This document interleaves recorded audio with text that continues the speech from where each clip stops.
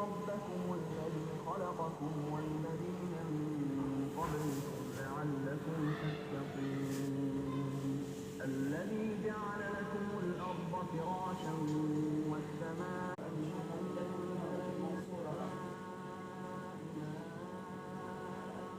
فأخرج به من الثمرات رزقا لكم فلا تجعلوا لله.